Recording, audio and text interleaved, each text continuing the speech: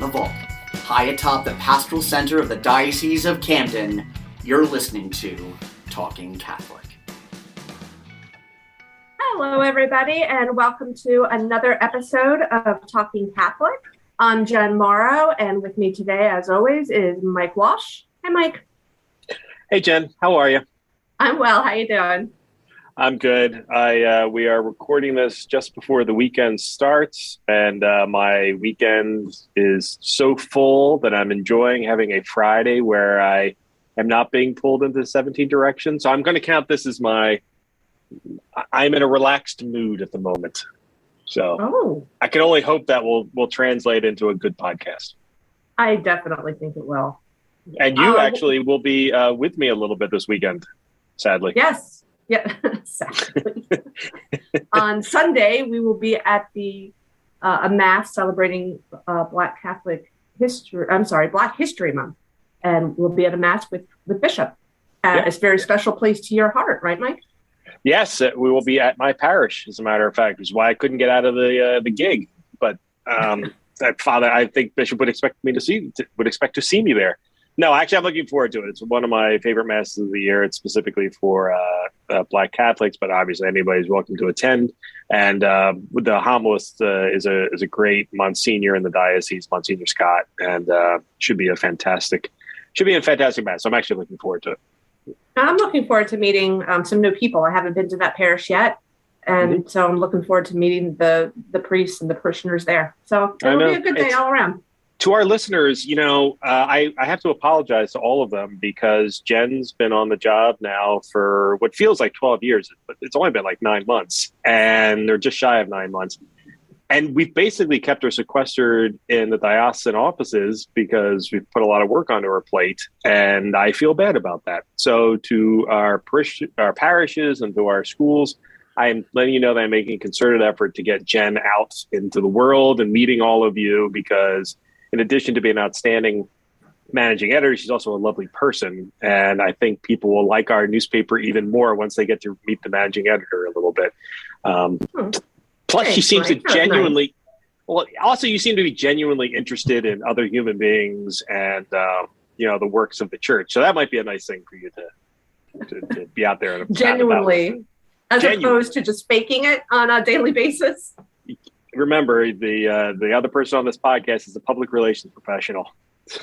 Right. Sometimes I have to do that. But we are getting very close to Lent, which is bizarrely, I think in some ways, one of my favorite times of the year because it is a very solemn season and it's intended to, sort of focus on our relationship with God and in many ways our own impending death and impending death of Christ and then his eventual resurrection during Easter, but it's a wonderful time of year that I love because it actually, in the way it was intended, it forces me to look at my faith again. And sometimes it's easy to, even in our line of work, to get out of that habit, Jen. I agree. I'm actually looking to some of the insight of our guests today because I don't know about you, but sometimes the world is stressful. Our personal lives are stressful, and I want to approach Lent in new ways, and I'm hoping to get some insight into that today and share that with our listeners. Me too. And you know what? Currently, in this where we are right now, with the stuff going on in Ukraine and sort of coming out of the pandemic and whatnot, it's a very stressful time of year or a very stressful moment in time for all of us. And I think Lent may be hitting at just the right time to help us with perspective. Agreed. All right, so let's introduce our guest today. New to the podcast today, I'm very excited to have. We have Father Edward Kolla. He's a retired priest of the diocese. Welcome, Father. Welcome, Jen, and thank you for the invitation to be with you today to speak about Ash Wednesday and Lent in general. I'm very honored that you considered me. Well, you're a longtime columnist as well for the Catholic Star Herald, and I'm sure others like myself always find your columns not only uplifting, but they're teaching moments. So I thought it was a natural fit. So thanks for being on with us. And then we also have our good friend, Donna Ottaviano-Britt with us. For those who don't know, she is the director of the Office of Discipleship and Leadership for the Diocese of Camden, and also Secretariat for Pastoral Outreach. Hi, Donna. Hi, Jen. How are you? I am Good. Here and along with Father. Oh. Yeah. Well, yeah. So good to see you again too. So let's start with Ash Wednesday. So we have Ash Wednesday coming up on March 2nd. And in addition to Ash Wednesday, Pope Francis has asked for all to pray for peace in Ukraine with the world news that's going on. So either Father or Donna, can we talk a little bit about Ash Wednesday and the importance of it and what it is for those who are still confused? Sure. Well, of course, Ash Wednesday has always been and continues to be one of the most popular days in the entire liturgical calendar of the church. And it's kind of fascinating because it's not really a major day. I mean, it's important because it starts off the beginning of Lent. But nonetheless, it has seemed to, over the years, been major in importance among the faithful. And it's interesting, I think, to maybe reflect on why that is. Well, for one thing, our religion, our faith, the Catholic faith, is incarnational. In other words, a central mystery of our faith is that God, at one point in history, became man. He took on flesh. He became incarnate, that we say, by the Virgin Mary. And that extends to our the way we celebrate our faith, too, the way we live it out. In other words, we like to put, as I say, meat on the bones of our faith. Catholics love to do this. This is why we like such things as ashes and palms, and we like smells and bells sometimes. We like statues, we like icons, we like beauty in our churches and in our liturgy. As I've always said to my parishioners, I would have made a terrible Quaker. I just couldn't have done that. They would have, it's just so austere.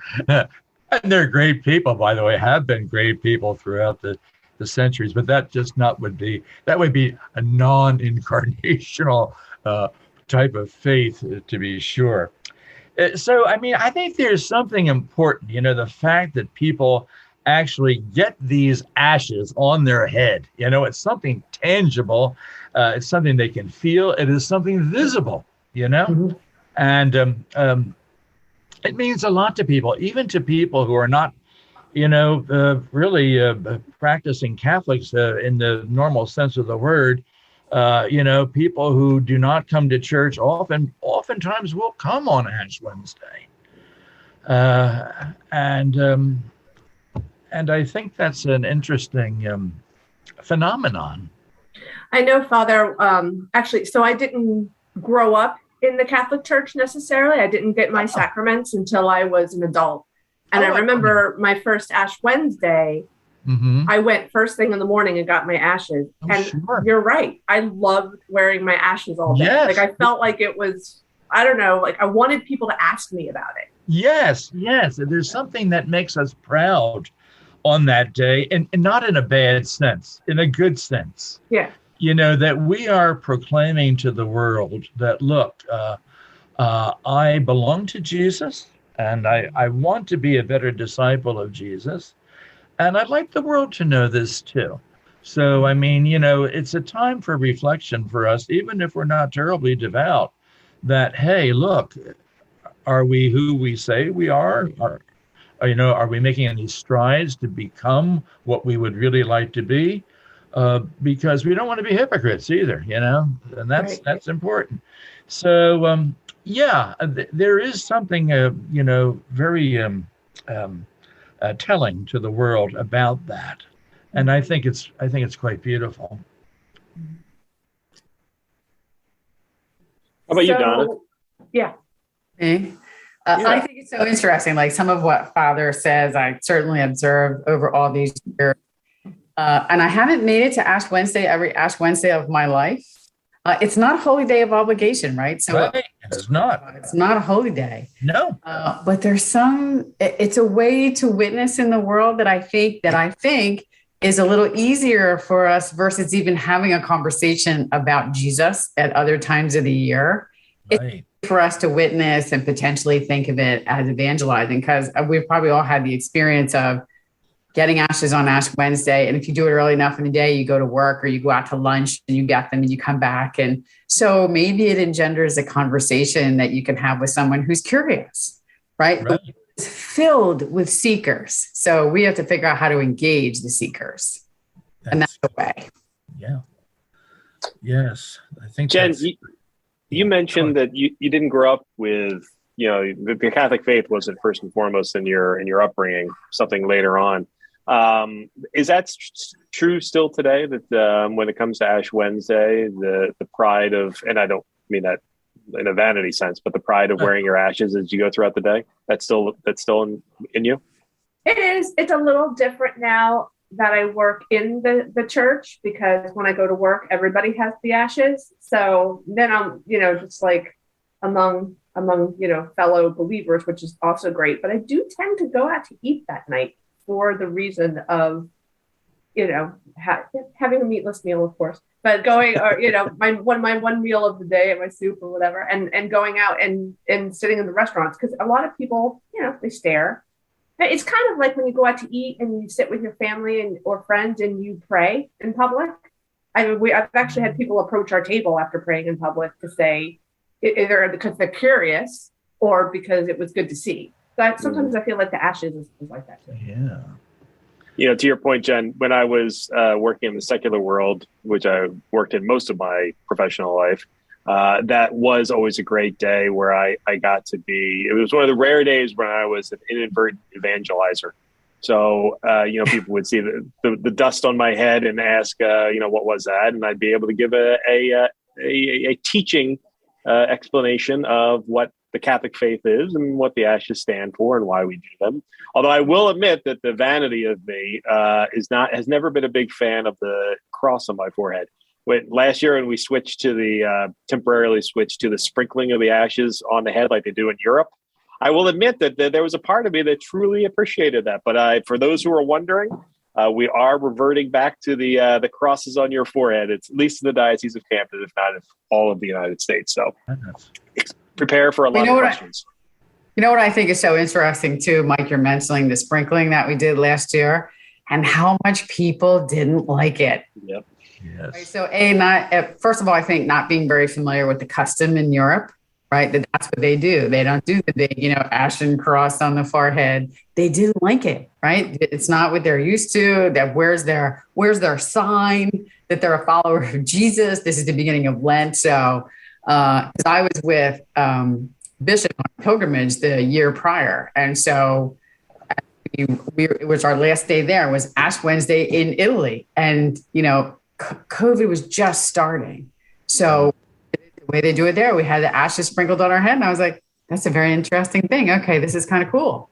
So then we did it here last year. But I think people will be much more comforted to know that we're going back this year. I think so. And I think, Father Ed, I think you're absolutely right that there is something about Ash Wednesday that is almost cultural more than it is spiritual at this point.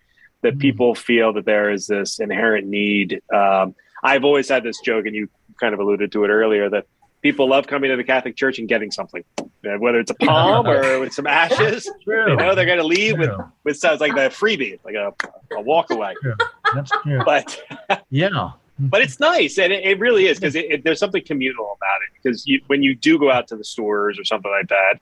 When you're walking through Target and you see you realize who all the other Catholics are that are walking through because they're there. And that's a nice feeling. It's a nice feeling for me, even if I do have a cap on my forehead. Right. That's an interesting observation that you made, Mike, that it might be more cultural than spiritual. And in many cases, yes, I think that's true. But still, there is even, I think, deep within those persons for whom it is primarily a cultural type of celebration, shall we say, or custom, that they have this feeling within them, nonetheless, that they can be better, that they can be better, and that there's still hope. There's still hope for salvation.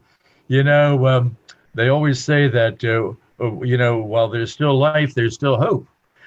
And so I think that even though for many people it is indeed cultural, that there is that deep-seated feeling within them that they can be spiritually better, and that they're going to make some kind of an attempt, at least starting out, to achieve that goal or to make some kind of progress in that goal. And that's good. That's good, because, we progress, not by giant steps, but often by baby steps in the spiritual life, as in all other kinds of endeavors that we try to, do. I think it's a good observation. Yeah. Well, I agree with you that while it may be cultural, that the benefit of that is it gets people back into the church for a little bit and focusing on really what, that's where there's a lot of importance on the homily that day, because we oftentimes will get some people in the church that haven't been back in a while. And fortunately, I have the benefit of working in the diocese, so I'll be with Bishop on Ash Wednesday as he does his Mass at the cathedral at 12:05. Everybody's welcome. And I will say he always does a great job during it, particularly with the Ash Wednesday homily. But for anyone who can't make it to the cathedral, you won't be able to get your ashes, but we will be live streaming it if anybody wants to watch it, because I love live streaming. I also feel very successful at the end of the day as somebody with long hair, who's usually either has long hair or bangs, if I make it to the end of the day with it still looking like a cross and not just, that I rolled in a dirt pit on my forehead, I feel pretty proud. So as a priest, I got to tell you, it's pretty hard to make that cross. I mean, sometimes it turns out more like a blob, and of course the trick is have a little bit of moisture in there, but not too much. I mean, I've seen sometimes where overzealous deacons or even priests will have so much water in there it becomes like a mud almost, and that you can't apply at all. It just falls right off. But it's really hard to get that. It's great for bald people like me. I mean, I can make people can make a great big cross on my forehead. There's no problem. But then there's a problem, like Jen, see, you got your hair there, and it's always nice when the ladies who have that will kind of push it back so that the priest can make a cross there. I always wondered about that, how difficult it was to make the cross. Yeah. Because you're right. Right. See, well, now, like with you, it would be easy there because you've got that space opened up. For some people, they got bangs or whatever. You got to pull it all back good, I'm going to think about that on Wednesday. I'm going to make sure I wear a headband so that it can make it easier for the priests. Well, your hairstyle, as they say, is fine. And children like to receive ashes too. They love it. Even little ones. They want to get their ashes. It's really great. I was at I think it was right before the pandemic hit. So I was at Rowan University when they were doing. They had an evening Ash Wednesday service on the main campus at Rowan University in this area referred to as the Pit. It's this big open area in their main student center. And it was probably the largest Ash Wednesday event I had been to in forever. It was all of the college kids came. The place was packed. The distribution of the ashes took forever because there were so many kids there. It was a truly beautiful sight seeing all these college kids coming for their ashes. It was just wonderful. So it does have some great. Ash Wednesday has some of that great evangelization opportunity to it that the Catholic Church is known for. But the truth is that it's also the lead off to the entire Lenten season, which I think sometimes people get a little confused and scared about because they're not entirely certain what to do with it and how to handle it. So let's talk about Lent a little bit too. Father Ed, what is the concept of Lent? What is it intended for? The concept of Lent, of course, is a very ancient one. We first learn about Lent as we know it today from the Council of Nicaea in 325, when they spoke about this 40-day period of time. Before that, it was rather, very regional. For some places, it was no more than 2 or 3 days, more like the Easter Triduum part, But then it later became, the 40 days became kind of set as a rule. And, extending from Ash Wednesday up through until the beginning of the Easter Triduum. And it was a time, of course, 40 has kind of numerologically an important number in our faith tradition. And it's meant to recall the 40 days of fasting in the desert that Jesus did before he began his public ministry. It also harkens back to the 40 days of fast that Moses spent on Mount Sinai before the Lord gave him the 10 Commandments. And so there's something special about the 40, about the number 40 there. And the practices during Lent have varied over the centuries. Today, it's not nearly as strict as it was when I was growing up. So it's basically seen in the gospel. The program for Lent is basically seen in the gospel for Ash Wednesday. Jesus lays it right. He lays it all out right there, and as part of the Sermon on the Mount. And he speaks about the 3 aspects of almsgiving and prayer and fasting. And so these are the 3 pillars, we might call them, of our Lenten practice. How we live them out varies according to time and place, and also according to various people's determination, But as a church, we are asked to minimally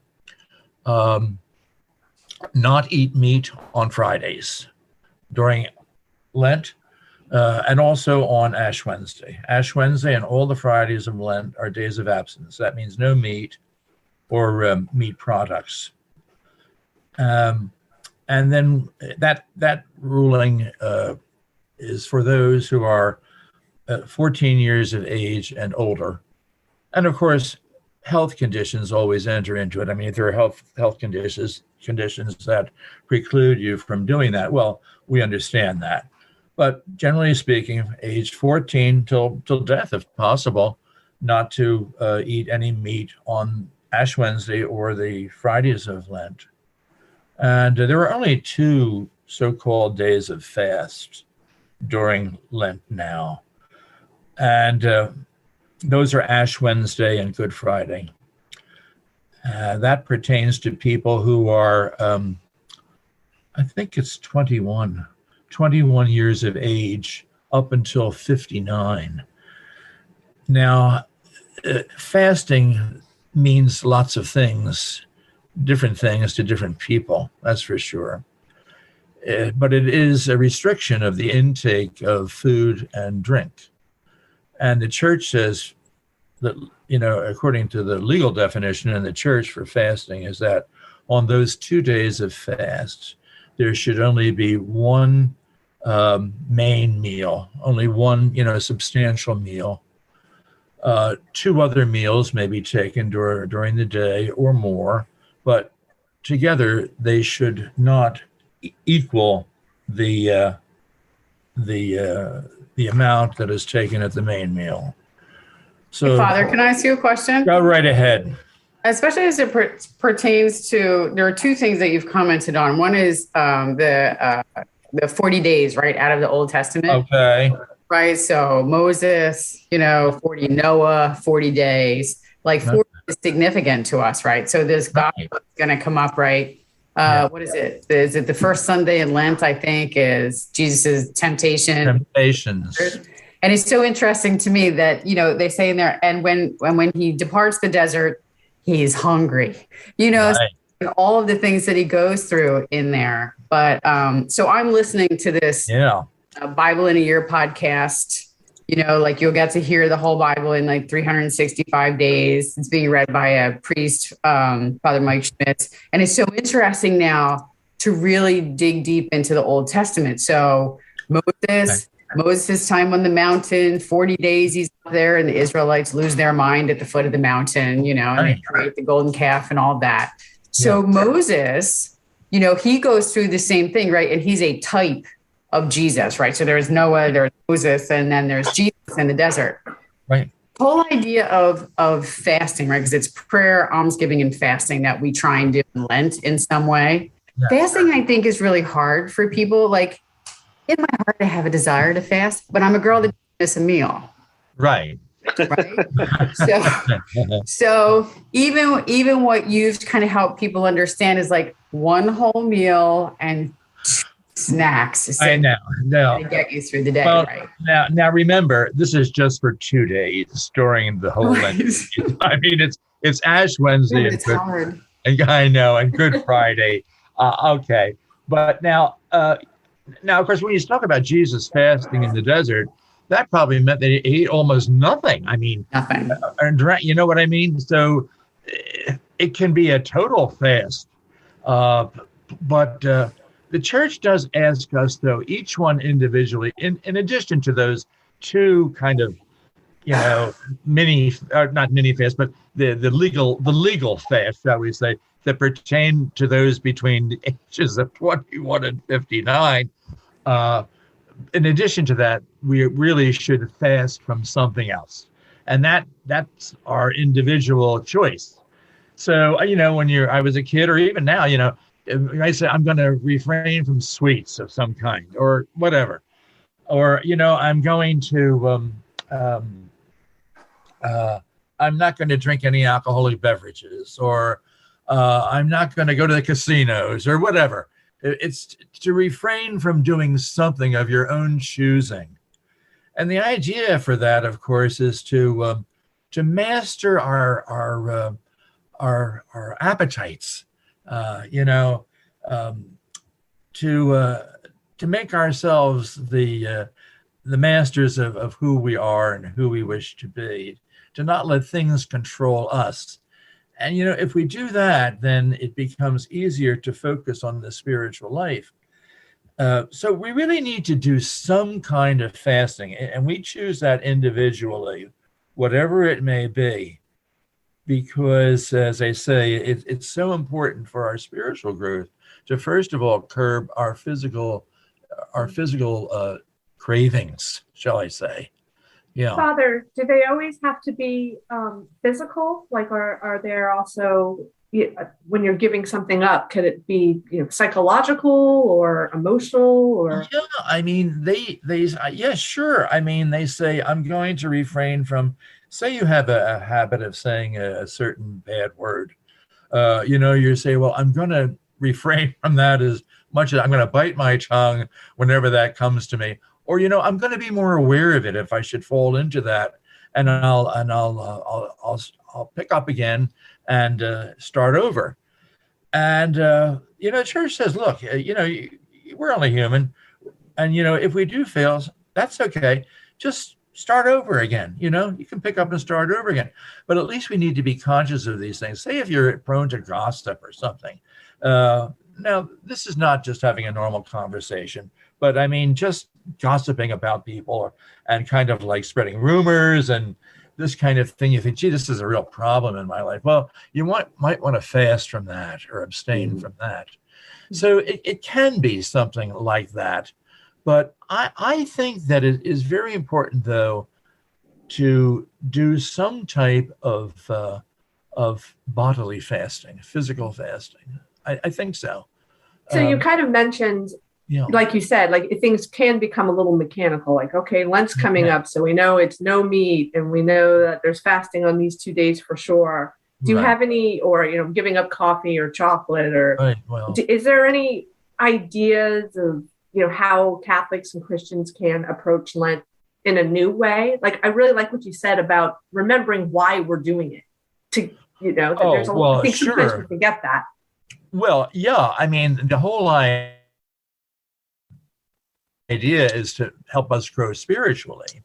So I think that maybe when it becomes difficult for doing certain things that we may have planned, that when going gets tough, that we remember Jesus and his fasting in the desert, that we remember Jesus in his agony in the garden, and how he suffered to take away all of our sins. And so we're doing this too to curb our own sinfulness, you see, so that we can become more spiritually united to Jesus in his great suffering and in his death and also in his resurrection. So we want to prepare for those things. And so I think if we recall Jesus and all that he did for us, that it might help some. And here's another thing too. Don't bite off more than you can chew. A lot of people do that, just like they do with New Year's resolutions. I'm going to give up coffee. I'm not going to eat any cake. I'm not going to eat candy. Well, that just sure, you're going to fail.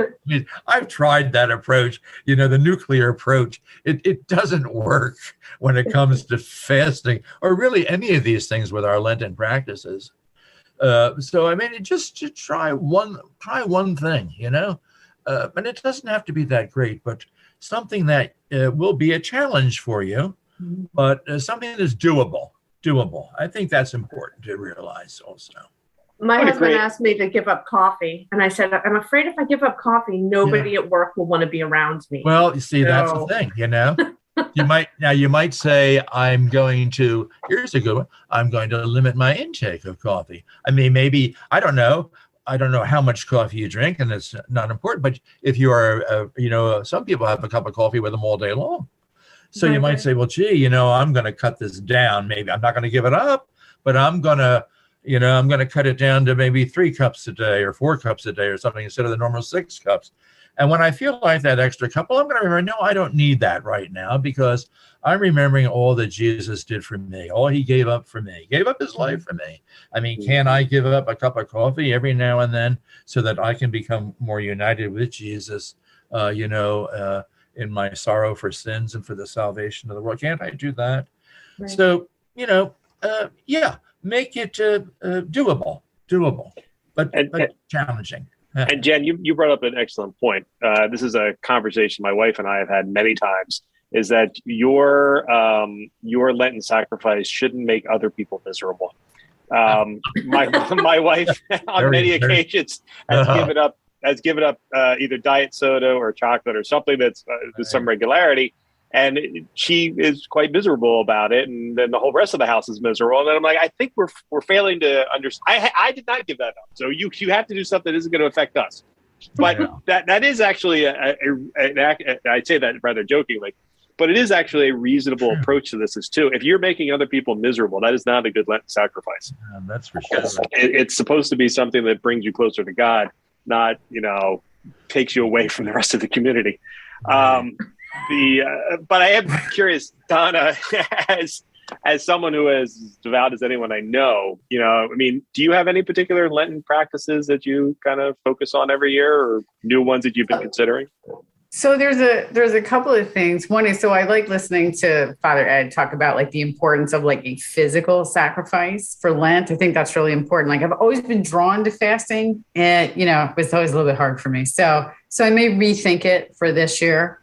But also the idea of the physical sacrifice in Lent, and something that's doable, something where I actually can succeed instead of throwing up my hands, and thinking, oh, well, never mind, I can't do that. Because I think there's a lot to be said. And I mean, the saints are stories, those who fasted, really what it does for your spiritual life, but also even Father's example around gossip. I mean, just look down the list of 7 deadlies and figure out where's your weakest spot and think, okay, over the course of, not that anybody on this podcast is committing any mortal sins. I'm not saying that, but like there's a weak spot somewhere. It's like, okay, what can I work on? So if gossip is my thing, how do I make sure that I don't, right? What's my proactive engagement with making sure, like, how do I raise my level of awareness? How do I realize it before it's going to come out of my mouth? Because when Easter comes, I like to think that I have somewhat gotten a handle on that thing that I do. So I may go back to eating meat on Fridays, but at least from that spiritual perspective, I think it's really important. So Mike, you're asking me like what I do. So I have a small faith sharing group. So we're taking on Ignatian prayer with the Sunday Gospels from an imaginative standpoint. So what's it like to be with Jesus every Sunday in those Gospels? And we meditated on it for the week, and then we come together and we talk about what that was like. So that was one thing. The other thing that I like to do in Lent is every day I pray for someone who maybe is hard for me or challenging for me in my day-to-day life. Not that you ever get on that list, Mike. Right, never. But I think it's a really good practice. I mean, to pray for people that maybe don't get a lot of prayers, and not that you would ever know that, but maybe some people that are a little bit challenging in our lives, just kind of praying for them 40 days, is giving my prayer, a little bit of my prayer life every day over to them. So that's kind of an important thing for me. And maybe it's Mass one extra day a week. Wow. I like that, Donna, because I was reading Pope Francis's Lenten message, and he had talked about Lent being a favorable time for personal and community renewal. So that kind of made me think of what you're talking about. Like, we think about giving something up, but what about picking something up, like helping others or praying for others? Mm-hmm. Yeah. I like the idea of praying for my enemies. I have a long enemies list. That will definitely get me all the way through Lent. That is really nice. And you can pray one a day, Mike. One every day for 40. I'm good then. Because I will admit that I fail all the time. For years, over a decade now, I've attempted to pray the divine office during Lent, and I realized that is not achievable for me for a variety of reasons. But I was talking to our Vicar General today, and he goes, "Well, why are you going to read it? Why don't you just listen to it? There's a ton of apps out there. You could just play it." And I go, "Oh, yeah, that would work. I listen to podcasts all the time. Why don't I do the audio version of the Divine Office?" He goes, "Yeah." So I'm going to give that a whirl. Yeah. We'll see how long it takes me to fail at that. And then, let me tell you this, Mike, as just a suggestion. Instead of saying I'm going to pray the Divine Office, you might say I'm just going to pray 1 hour of it. I mean, when I say an hour, it's one of the like you could say I'm going to resolve to pray morning prayer. That's it. Or I'm going to resolve to pray evening prayer, or even one of the daytime hours. That might be more doable for you. That's an excellent suggestion. Yeah, and you can listen to that. Yeah. And so now we're on the second really pillar of Lent. We talked about abstinence, fasting and abstinence. And now we're on the second pillar of Lent that Jesus recommends in this gospel for Ash Wednesday, which is prayer, And, they say the main thing for prayer, as in most other things, is just showing up, So, you've got to make a time and a place for this, like an appointment almost. And I think that's one thing that we need to do to help in our prayer life, whatever form that prayer might take, is to have a plan. I'm going to set aside this amount of time, and it's going to be in this place. It doesn't have to be rigid. I mean, it could vary, but I mean, that's the best way, I think, to start out with the prayer. I think, of course, the things that Donna said are really wonderful. All of those things. I wish I could do all of those things. I did all those things too. But I mean, there are lots of things that you can do for prayer. And but as I say, show up. Yeah. Well, certainly. Go ahead. I was just going to say, I love fathers like show up, because that's all Jesus wants. Just show up. Yeah. You're absolutely right. I was going to say something similar, which is, we have the benefit of where Jen and I work, literally across the alleyways, the cathedral. And I will admit that I do not take advantage of the proximity of the cathedral, the 12:05 Mass, nearly enough. So, that is, and what you were saying, it's, appointment prayer. It's perfectly good thing to do, and it's there and available to me, and it's intended to be there so I can utilize it. So I should do that. And then all of our communities, there is a nearby church somewhere. There's no reason why you can't find a few minutes, and particularly during the Lenten times, is because many of our parishes actually do so much to do a little bit more, whether the churches are open longer hours for adoration or any number of things that your local parish or perhaps a nearby parish, a town, 1 or 2 towns over, that you can actually do. In my case, adoration happens to be one of my favorite things to go to, simply because I enjoy the quiet of it. I enjoy, that's something that always focuses me back on my faith and God, and it's just a wonderful time to spend a little bit of quiet time inside of a church. Sure. Mm-hmm. Jen, we didn't ask you necessarily. Do you have Lenten practices that you try to make sure you do every year? Any weird Texas things that you've picked up over the years? I didn't practice my Catholicism in Texas, so it's all East Coast. But I will say, when you're talking about adoration, I love my church does soup and stations during Lent, like I'm sure like a lot do. And I love soup and stations, not only because, basically it's parishioners who are volunteering to bring soup, of course, all vegetarian. So not only do we get to sit and break bread together, a very simple meal of literally bread and soup and water, then, get to know each other better. I mean, that's really how I got to know most of my friends in the parish, is through soup and stations, and then the prayer time directly following it. So it's definitely one of my favorite times of the year to engage in that again in my parish. I would agree with that, by the way. I had forgotten about soup and stations because we haven't done it for the last couple of years because of the pandemic. But I agree with you. That is, I would never miss out on soup and stations, and I would always volunteer to bring something. So I bet you did, because you're such a good cook. You better believe it. Never miss out. We could do soup and stations at work. Do you want to bring soup in for work? You know what? Actually, that's a lovely idea, Jen. We could do something like that. Right? Yeah. You know what? I think Lent at work, I mean, it's easy for us, right? We work in a church, but like, imagine what it would be like to gather people together over this 6-week period of time at work, especially for those that are not working for the church. Like, what might it be like to like spend one like lunch period, with others, and like what's going to be the readings at Mass, or even if you just did the gospel, so for us, the pastoral floor and the diocese, we're going to meet on Thursday mornings and talk about the gospel reading that's coming up on Sunday, just so that we're praying together and we're kind of in it together, so that we can kind of share that experience. We often talk about we should really be praying together for the work that we do in service to the diocese. So for Lent, we're going to put our money where our mouth is, and we're going to pray together. I love that, Donna. Very nice. I like your community-based things that you're doing, your events, between the prayer with your spiritual group and then this with the work crew. I really like the community aspect of it.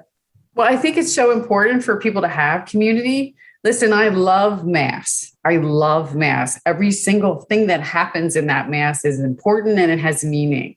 But you don't make spiritual friends at Mass. You make them in other ways in the church. So whether it's in small groups or it's small, of like-minded people with whom you work, so people need spiritual friendships. People need to be able to talk about these things. So we actually our Friday night faith sharing group has been together for 2 years now. We meet every Friday. And what we always think, we're not a closed group. We can't be closed. Otherwise, we're not doing anything Jesus told us we should do.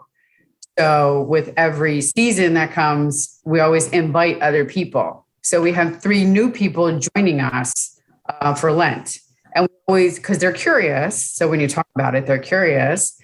We're like, well, come, here's the book we're using, and this is what we're going to do for Lent. Do you want to be here? No harm, no foul.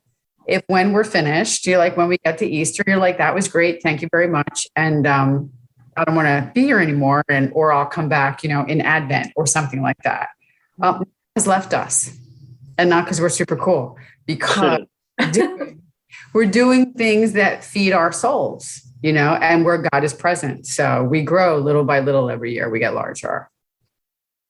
Wow, that is really nice, Donna. Mm-hmm. That's a nice. Really, I call them like my little house church. We meet by Zoom. We're actually coming from other parishes now, so it's not as easy to come together live. We went to Zoom when COVID happened because we were meeting live. And now we've grown in such a way that we're coming from other parishes, mostly down here in the southern part of the diocese, but Zoom is just easier, no travel. And we meet like 7 to 8:30, so it's great. It's like our happy holy hour on a Friday night. I like that. That's very nice.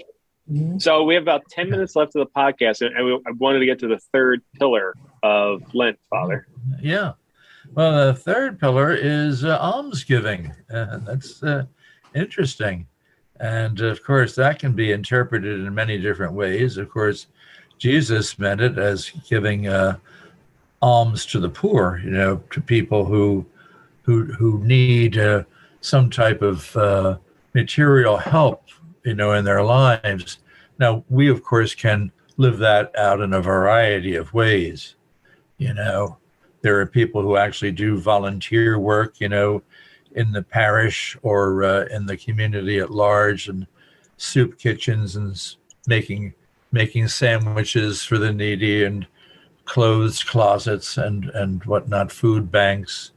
There are people who pray for the poor, or there are people who contribute monetary donations to, various charities of their choice.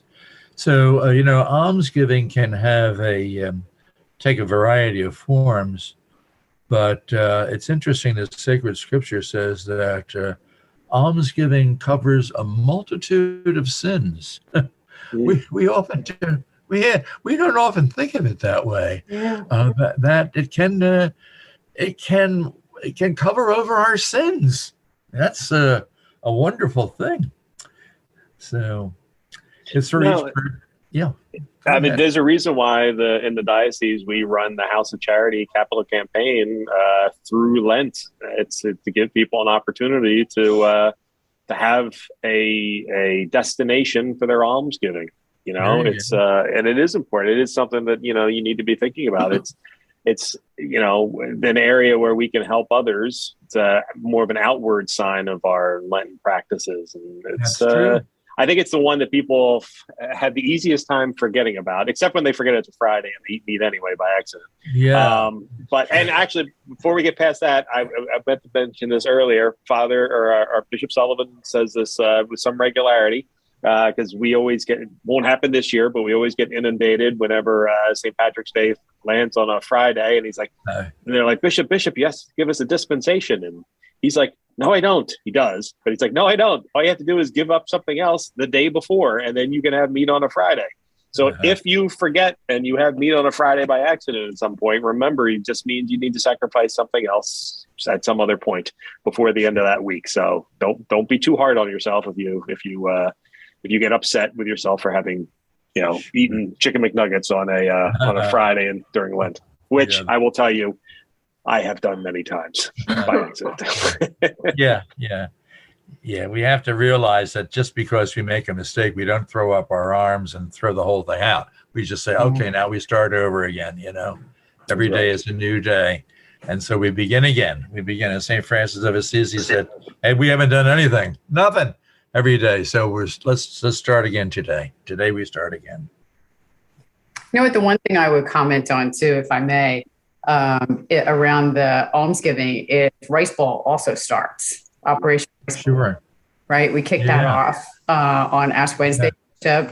If anyone's coming to the cathedral, he'll bless all those rice bowls that'll be available for people to take home. And really, people are very generous. And I think it's a real opportunity for families that live together and thinking about, okay, if we're going to have that meatless meal and then we put the difference of that meal into the rice bowl over all of those weeks. The Diocese of Camden has been very generous over all the years, right, as that money is collected. And if I may plug, that 25% of rice bowl funds remain here in the diocese to feed people with food insecurity. So I just think it's a really beautiful opportunity for families or even for neighborhoods. Listen, you could use Rice Bowl as an evangelization tool right on your own block or with your family. I think there's ways to think about Rice Bowl maybe even differently than we have thought about it before. Yeah, sure.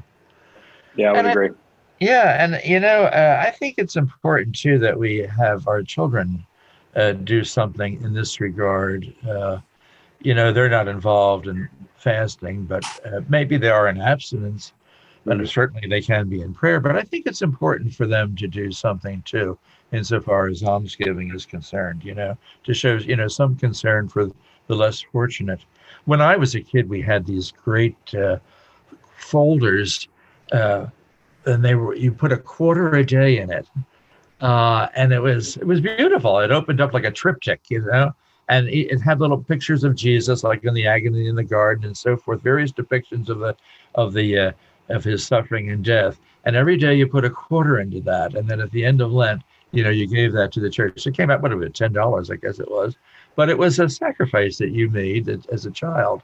And I guess my mother did it too. I guess adults did it too, because, $10 was $10 in the 50s. And so it was a great practice, though, And I actually remember that. I remember feeling that. Yeah, I do. Yeah, the quarters. Yeah, I love that. The folder. Great. I'd like to see that come back. I'm a little younger than the two of you, and but I grew up with the rice bowls, and I love the rice bowls, and my son brings one home still to this day, and we keep it out on the dining room table, and that's exactly what we do. It's either if I have change in my pocket or if he has a little bit of change. And actually, I have to admit, he is quite good at it. If it hasn't been filled in a little while, he will dip into his own reserves and throw some, usually paper money in there. He's very generous. Nice. But it's good things. And I actually think that's a good training ground for kids to learn the importance of being charitable. And sometimes that's not necessarily easy to understand or an easy concept to bring to a kid. So yeah. Right. Well, as we finish up the podcast, any last thoughts from anybody on Lent and things that people can do or what they should be focused on during this time period? I like to remind everybody, it's a great reminder that we're all going to die, but in a good way. Thank you, Mike. As always, a positive influence on the... He's always a voice of hope in these types of conversations. But I think it's true. Like it's funny that Mike said, or not so funny, we're all going to die, but we are. We'd like to be present at the moment of our death where Jesus says, my good and faithful servant. And isn't that what we all want to hear? Don't we go to heaven? Like, I want to see Mike in heaven. I plan to go. It's my plan. I need Mike to get there too. That is right. It is. Very likewise, nice. It is my responsibility to get all of you to heaven, whether you like it or not. The same for all of you with me. And that is absolutely true. And that's true for all of us. Right. When I got married, that was, I remember the priest that officiated our wedding. He told us, like, what's the point of a spouse? And I said, the point of a spouse is to get the other part into heaven with you. And he's like, absolutely right. That's what your job is. So that's what all of our jobs are. Yep, exactly. And that's what Lent is here to remind us of, whether it has to do with death or not. Right. Get right with God and get into heaven. Right.